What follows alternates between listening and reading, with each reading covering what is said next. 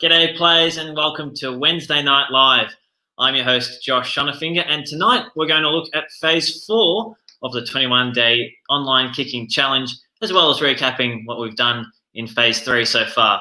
A reminder, we also have a special guest who will be answering your Q&A on Friday. It will be Adam Valley, our strength and conditioning guru, who joined me on Sunday. He's also the star of this week's Beat the Coach Challenge. So get your questions in for Adam and he'll answer them all on Friday. Okay, let's get into the show. We begin with looking back.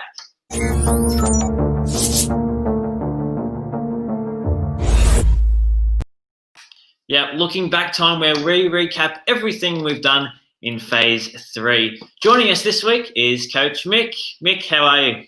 I'm good, Josh. How are you going? Very well, thank you. Now it's already halfway through the program. Is that correct? Yes, we're halfway through the 21-day kicking challenge, which is fantastic. Phase 3 now was a pretty intensive phase. There was quite a lot to it. So it was really good that the players were able to get through it and really build on their kicking technique. So what specifics were we working on in phase 3? Yep. So the first set was we're using a different shaped ball, Josh. We weren't using a football. We were using tennis ball and soccer ball for kicking. So they were using different shaped balls, so rounded balls, to focus on the contact phase of their technique. So that can really enhance the sweet spot with the soccer ball and the tennis ball because of the shape. So they did the tennis ball and soccer ball kicking. Then they progressed from the solo kick level 1 and 2, which was done in phase 1, to do the solo kick level 3. So the solo kick level 3 adds a little bit more movement and momentum from the first 2 phases, which have very little to no movement and momentum in the kick. So that was another progression they've done for phase 3. But again, they were focusing on the contact. They still want to focus on the ball drop like they did in phase 2, but the main focus was on the contact. And then the last football drill they did was the crane kick, Josh. Now, the crane kick is Tala's favorite. And with the crane kick, it was, again, the focus on the contact phase of the kicking technique. So phase 2 was the ball drop. Phase 3 focused on the contact. So the crane kick, they did again.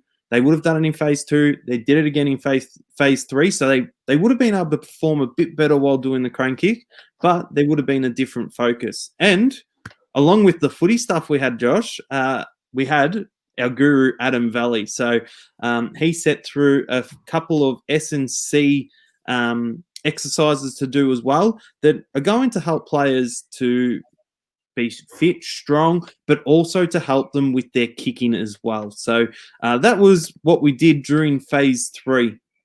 I reckon our players would be getting pretty good at doing the crane kick by now. Now tell us, what's the relevance of practicing kicking with different shaped balls? How's that going to help us in footy when we've got an oval football?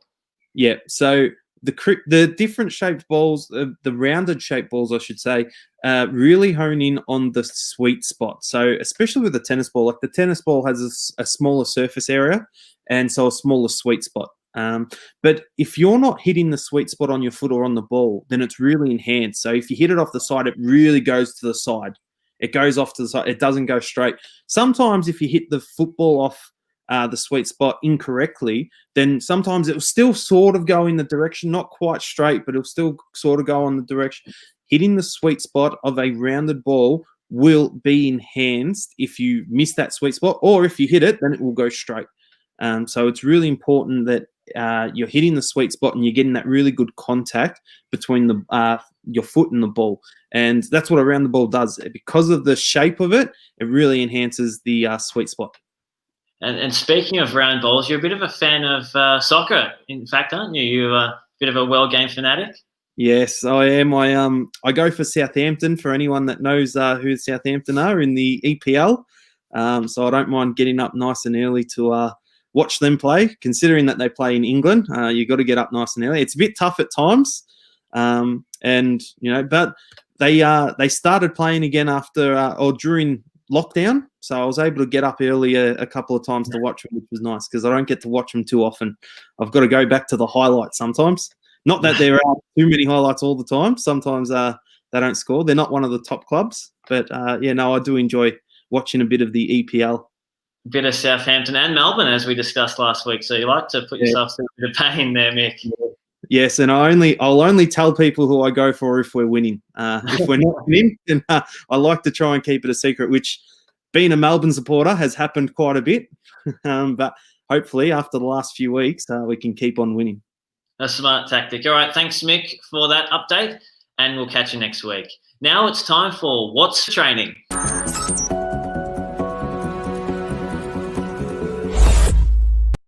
Yeah, that's right. It's time for What's for Training, where we take a closer look at the training modules that are coming up in the next phase. To take us through phase 4 is Director of Coaching, Adrian Talarico. Hello, Tala. How are you, Josh? Great to be back on the live streams. I'm going very well. How have you been keeping? Yeah, pretty good. Pretty well, mate.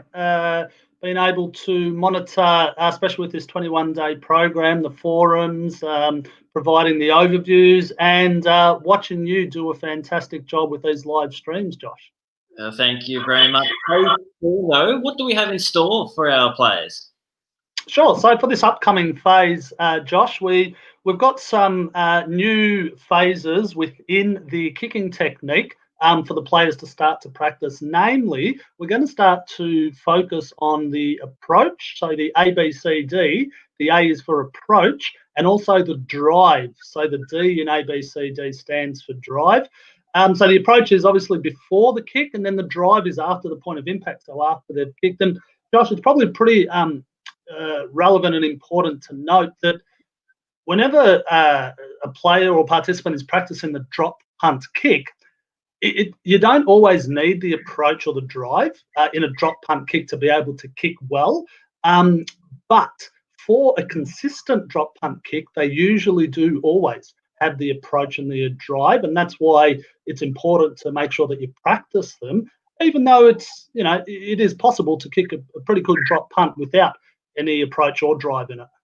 Right, and so we see most of our players going for goal with the drop punt, and we had a question during our Q&A segments about goal kicking. So is the approach and the drive important in goal kicking as well?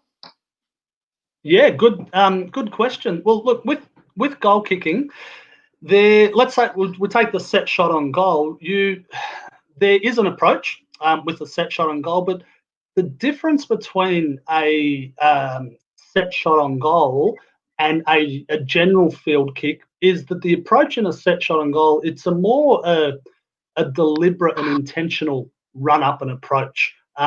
Usually a player's got a routine, and it's a deliberate certain amount of steps, or how fast they run, or how far they want to kick from the man or the person who's standing on the mark.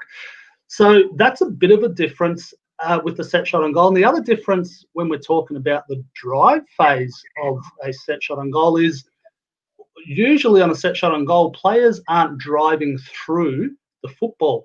What they tend to do is actually land back down on their plant leg.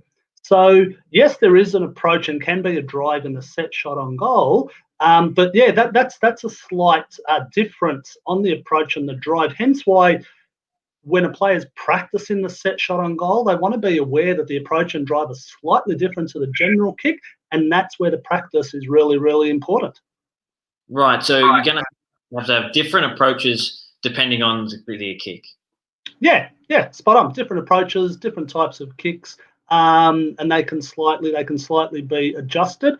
But like everything, if you want to get really, really good at a skill or anything in life, you want to be able to practice it, and that's where the gold is, in the practicing the correct stuff and the correct techniques. Yep. It would have been nice to know all these tips before Mick and I had our goal kicking challenge last year, but he is the sharpshooter after all, so we expect him to take on those challenges. Well, I reckon there's a fair chance that Mick was probably practicing the approach and the drive before. Well, you know what, Josh? Now that you know some of those secrets and tips, maybe you can re-challenge Mick. And, well, have a look at this. Who's just joined the show? Maybe you can re-challenge Mick for another goal-kicking comp. Anyone, anywhere, anytime.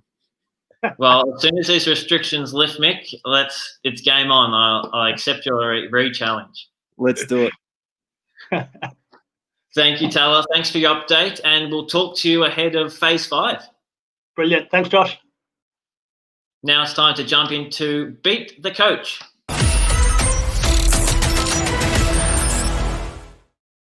So a quick one, as we gave you details on Sunday, the Beat the Coach challenge is still up and running. It's Adam Valley's challenge about putting on your jumper and taking it off again while in a push-up position. So make sure you jump onto our Facebook page to check out what that looks like and just how you can beat him. So don't miss your chance to win a share in football as well, just by entering the challenge and sending in your entries to info@dfsonlinefootyacademy.com.au. So get in there and make Adam eat his words. I think he got 17 seconds, so I'm sure you can easily beat that. This Sunday, we'll also be announcing the winner for this week's Return to Sport signage pack to help get your club back into the junior season next year when it all kicks off. Please complete your training modules for the week, and that's all you've got to do. You're in the running as soon as your training modules are complete. That's it for Phase 3, and Phase 4 is officially underway right now. Wednesday Night Live, that's all we've got time for, and we'll see you on Sunday for a recap on the next phase.